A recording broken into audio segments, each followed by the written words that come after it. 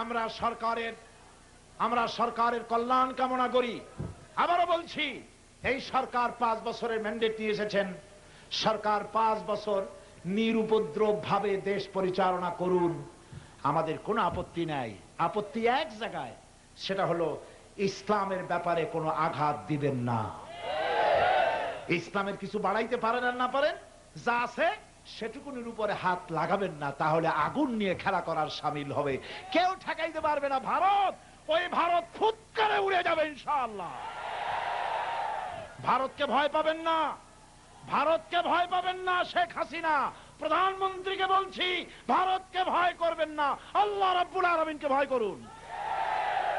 ক্ষমতা দেওয়ার মালিক তিনি, ক্ষমতা ছিনায় নেওয়ার মালিকও সেই আল্লাহ রাব্বুল আলামিন। আমি আমার বক্তৃতার শেষ পর্যায়ে এসেছি।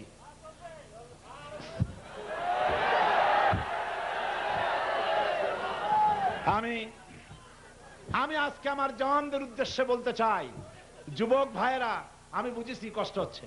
আমি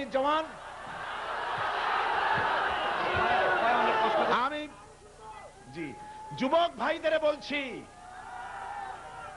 যুবকরা আল্লাহর কাছে বেশি প্রিয়। কারা প্রিয়? আল্লাহর নবী বলেছেন, কিয়ামতের দিন, যেদিন আরশের ছায়া ছাড়া কোনো ছায়া থাকবে না হাসরের ময়দানে, সেই দিন আল্লাহ রাব্বুল আলামিন আরশের নিচে 7 শ্রেণীর লোকদের জায়গা করে দিবেন। তার মধ্যে এক শ্রেণী হচ্ছে শাবুন নাশা ফি ইবাদাতিল্লাহ। ওই সব যুবক যারা নাকি রাতের বেলায় জেগে জেগে আল্লাহ রাব্বুল আলামিনের ইবাদত করেছে, তাদের জন্য আল্লাহ আরশের নিচে ছায়া করে দিবেন। আরশের নিচে ছায়া পাবে কারা? যুবকেরা। কারা? বেহেশতে যাবে কারা? হ্যাঁ, যুবকেরা। বুড়ো মানুষ একটাও যাবে না। আমার কথা না, আমার কথা না, রাসূলুল্লাহ বলেছেন বুড়ো মানুষ বেহেশতে যাবে না। বুড়ো মানুষ আর কালো মানুষ বেহেশতে যাবে না। রাসূলুল্লাহর কাছে এই কথা শুনি, এখন রাসূলুল্লাহ সাল্লাল্লাহু আলাইহি ওয়াসাল্লামের কথা তিনি বলতেছেন বুড়ো মানুষ বেহেশতে যাবে না, কালো মানুষ বেহেশতে যাবে না। আর উপায় আছে? বুড়া মানুষ তো কান্দে অস্থির। হুজুর বললেন, বুড়ো কান্দো না, বেহেশতে যখন যাবা আল্লাহ তোমারে একেবারে যুবক বানায় পাঠায় দেবেন। কালো মানুষ তুমি যখন জান্নাতে যাবে আল্লাহ তোমারে সুন্দর বানায় দিবেন। পূর্ণিমার চাঁদ তোমার কাছে হার মেনে যাবে। বেহেশত তো যুবকদের জন্যই হবে। বেহেশতের অত নিয়ামত, বুড়ো মানুষ খাইয়ে তো বেহেশত নষ্ট করে ফেলাবে। জওয়ানদের কাম, কত নিয়ামত আল্লাহ সেখানে রাখছেন, সে নিয়ামতের কথা বলে তো শেষ করা যাবে না। যুবকরা একবার যদি বলে আল্লাহ, বৃদ্ধ 70 বার বলার সমান। যুবকের একবার বলা আল্লাহ। কারণ হচ্ছে বুড়ো তো আল্লাহ আল্লাহ করবেই। ঘরে জায়গা নাই, বাড়িতে জায়গা নাই, খাড়া হইতে পারে না, কোমর ব্যথা করে, হাঁটতে পারে না, হাঁটুতে ব্যথা করে। আল্লাহ আল্লাহ করা ছাড়া তো পথ নাই। যুবকের তো পথ আছে, তারপরেও যে আল্লাহ কয়, এই জন্য আল্লাহ বেশি সওয়াব দিবেন। সুবহানাল্লাহ। যুবকের ইবাদতে আল্লাহ বেশি খুশি হন, বেশি খুশি হন যুবকরা যদি ইবাদত করে। এই ইবাদতের কথা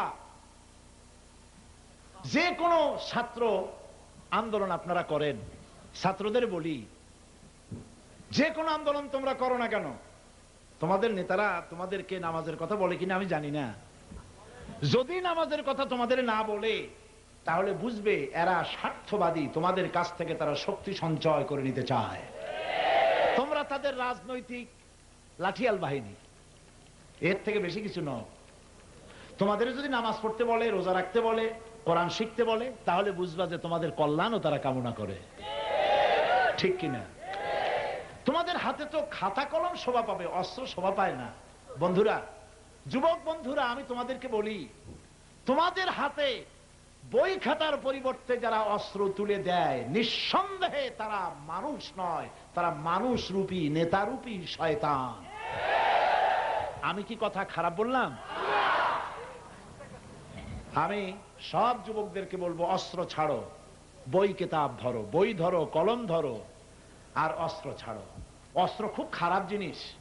এই অস্ত্র যারা একবার নেয়, সেই অস্ত্র দিয়েই সে মরে। সাপের খেলা, সাপ দিয়ে যারা খেলা করে, ওই সাপের সবলই সে মরে। বাঘ সিংহ নিয়ে যারা খেলা করে, বাঘ সিংহর মুখেই তার জীবন শেষ হয়ে যায়। 1972-73-এ আমি ওয়াজ করতাম যখন, সেই সময় বহুত মানুষ মারা হতো। কারা মারতো সে কথা এখন নাই বা বললাম। আমি বলতাম, তোমরা যাদেরকে মারতেছো রাতের বেলায় ওদের বাড়ির কাছে গিয়া, রাত্রে যারে মারছো তার বাড়ি গিয়ে রাত্রে দেওয়ালের কাছে কান পেতে শোনো তার মা কিভাবে কাঁদতেছে বিলাপ করে। বেড়ার ছিদ্র দিয়ে তাকিয়ে দেখো তার স্ত্রী বৈধব্য সাদা কাপড় পরে কিভাবে মাটিতে গড়াচ্ছে, তার বাচ্চাটা কিভাবে আব্বা আব্বা বলে কাঁদতেছে। এই দৃশ্য আল্লাহ পাকের কাছে বরদাস্ত হয় না। সুতরাং তুমি যদি কাউকে একটা গুলি করে হত্যা করে থাকো, তোমার বুকে 10টা গুলির জায়গা করে রাখো। এটা আপনার হাতেই দেখাবে। কারো দিকে যদি এক আঙ্গুল এরকম ধরে রাখেন, হাত মুট করে এরকম দেখেন, কারো দিকে যদি এক আঙ্গুল করেন, আপনি তাকিয়ে দেখেন আপনার দিকে 3টা আঙ্গুল ফিরে থাকে। তার অর্থ দাঁড়ায় এই, তুমি যদি মারো 1 খোসা, তুমি খাবা 3 খোসা। কি হয়েছে?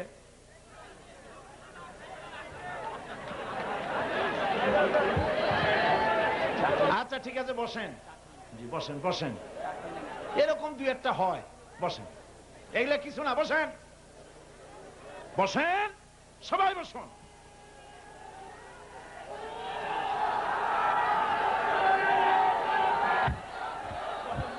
বসুন, আরে ভাই বসেন, যার যার জায়গায় বসে পড়ুন। সুতরাং এই সন্ত্রাসের কারণে মানুষ হত্যা করা সবচাইতে জঘন্যতম অপরাধ। অস্ত্র ছাড়ো, বই ধরো। কি ছাড়তে হবে? আর ধরতে হবে কি? বই। সন্ত্রাসী সে যে দলের হোক, আমরা তার গ্রেফতার কামনা করি, আমরা তার কঠোর শাস্তি সরকারের কাছে দাবি করি। ঠিক কিনা গণ? যুবকদের বলতে চাই, এই দেশকে সুখী সমৃদ্ধশালী করতে হলে ইসলামের রাস্তা ছাড়া কোনো পথ নাই। আছে কোনো পথ? বাংলাদেশ ইসলামী ছাত্র শিবির সেই দাওয়াত জনগণের কাছে পৌঁছায়। এই শিবির সম্পর্কে যাতে শিবিরের কাছে লোকেরা না আসতে পারে, সেই জন্য বলা হয় ওরা রক কাটে, ওরা হাত কাটে। আচ্ছা আপনারা বলেন, ভালো করে বোঝেন, একটা লোকের হাত কাটা, রক কাটা এইটা সহজ, না ছুরিটা পেটের মধ্যে ঢুকাই দিয়ে মেরে ফেলা সহজ? কোনটা সহজ? ছুরি মারা অথবা গুলি করা, এটাই তো সহজ। আর হাত রক কাটতে গেলে, হাত কাটতে গেলে সে তো চিল্লা পাল্লা করবে, মানুষজন জড়ো হবে। এই রকমের বোকামি কি মানুষে করে নাকি? মারেই যদি, তাহলে তো গুলি করে মারবে, ছুরি মেরে শেষ করে দেবে। রক কাটা, হাত কাটা, এই ধরনের একটা বাজে কথা ছড়ায় দিয়া একটা পবিত্র সংগঠন থেকে মানুষকে মাহরুম করার জন্য এটি একটি ষড়যন্ত্র ছাড়া আর কিছুই না। আমি সকলকে আদর্শবাদী সংগঠনের সাথে থেকে নিজেদেরকে চরিত্রবান হতে বলি, দাওয়াত দিচ্ছি চরিত্রবান হওয়ার জন্য। এই দেশকে কোরআনের শাসনে পরিণত করতে হবে। কেউ কেউ মুক্তিযুদ্ধের চেতনা বলেন, আমি তাদেরকে বারবার একথা শুনিয়েছি, মুক্তিযুদ্ধের চেতনা মানে ইসলামের সাথে বিরোধিতা করা নয়। ঠিক কিনা কোন? সত্য কিনা? মুক্তিযুদ্ধের চেতনা মানে ইসলামের সাথে বিরোধিতা নয়। মুক্তিযুদ্ধের চেতনা কি? সমাজতন্ত্র কায়েম করা? বলেন আপনারা। মুক্তিযুদ্ধের চেতনা মানে কি ধর্মনিরপেক্ষতাবাদ কায়েম করা? মুক্তিযুদ্ধ তো হয়েছিল পাকিস্তানের শোষণ থেকে, বঞ্চনা থেকে এই অঞ্চলকে অর্থনৈতিক সমৃদ্ধি দিয়ে একটা স্বাধীন সার্বভৌম আলাদা একটি দেশ তৈরি করার জন্যই মুক্তিযুদ্ধ হয়েছিল। কথা ঠিক কিনা? কাজী বামপন্থীরা তারা চেতনার নাম দিয়া জনগণের নাকের সামনে মুলা ঝুলাইয়া যাচ্ছেদা করতে চায়। মুক্তিযুদ্ধের চেতনার নামে ইসলামের বিরুদ্ধে কিছু করতে দেওয়া হবে না। মুক্তিযুদ্ধের মুক্তিযোদ্ধা যারা, তারা তো নিশ্চয়ই সম্মানের পাত্র। দেশকে মুক্তিযুদ্ধ করে দেশকে তারা উদ্ধার করেছেন, রক্ষা করেছেন, স্বাধীন করেছেন, খুব ভালো কথা। কিন্তু ইসলামের বিপক্ষে যাওয়া যাবে না, ইসলামের পক্ষে থাকতে হবে, কোরআনের আইন চালু করতে হবে, তাহলেই দেশ সুখী হবে, সমৃদ্ধশালী হবে। বাজেট বক্তৃতার ভেতরে দারিদ্র বিমোচনের ব্যাপারে আমি বলছিলাম, দারিদ্র বিমোচন আপনারা করতে পারবেন না। দারিদ্র বিমোচন করতে হলে আল্লাহর কথায় আসতে হবে। আল্লাহ বলেছেন, ওয়ালাউ আন্না হালাল কুরা আমানু ওয়াত্তাকাউ লাফাতাহনা আলাইহিম বারাকাতিম মিনাস সামাই ওয়াল আরদ।